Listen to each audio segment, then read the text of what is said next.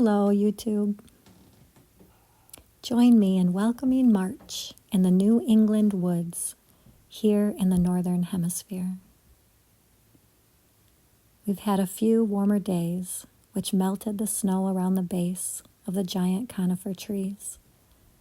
I can actually touch the earth, which I've longed to do for a few weeks now. There's still a lot of snow and ice, but I can feel the thawing happening. I notice how we humans thaw inside our bodies, similarly to the way the earth thaws. This actually brings me comfort, and I feel part of the natural flow of intelligence happening within all of life. These rhythms are as organic as our breath and heartbeat. I love following the moon cycles and noticing how the outer reflects the inner in my daily experiences. We just had the new moon in Pisces, and I felt the pause between the completion and the beginning of something new. And here we are now welcoming in a new month, the month of March, which holds the start of spring. With the start of something, I can't help but feel the sorrow of endings too.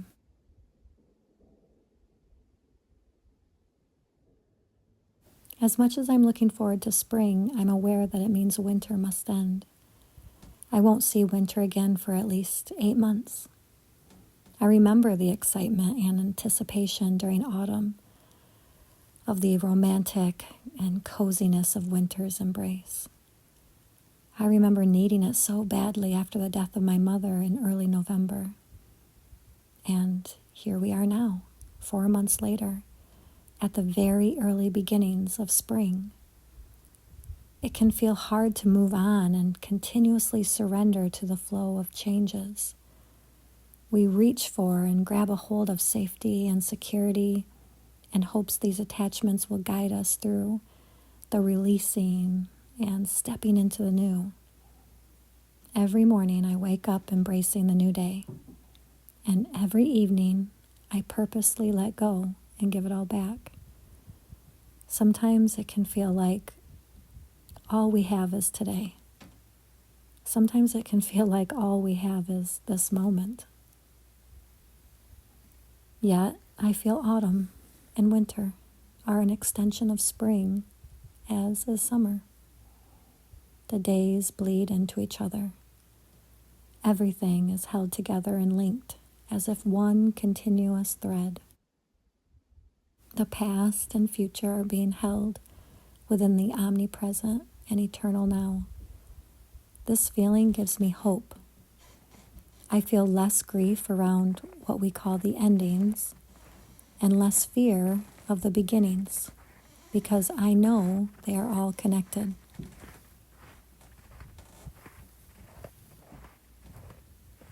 I suppose this gives me comfort and helps me to embrace the inevitable changes that sweep through all of our lives. Changes that can be devastating, celebratory, life-changing, and some that are easily overlooked. Changes come in all different shapes and sizes, and we perceive these through our own unique lenses of perception.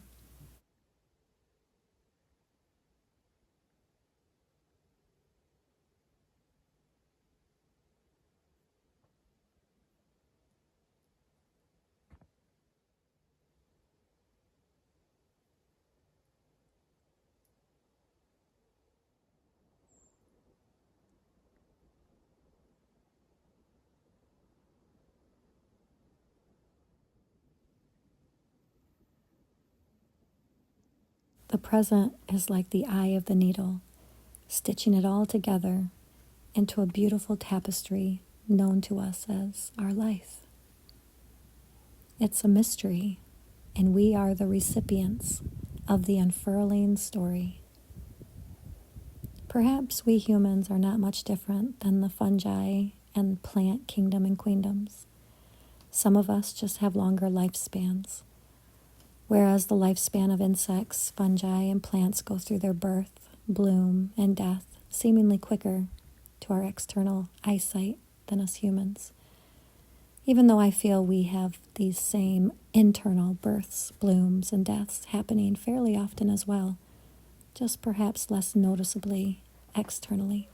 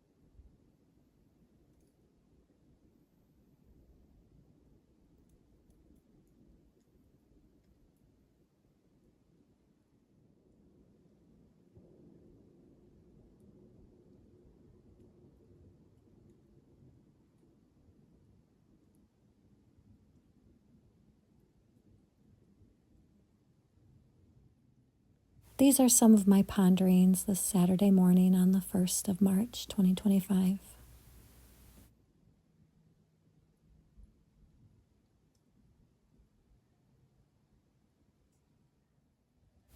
Thank you for listening and watching. Thank you for being here in these reflective spaces out in nature.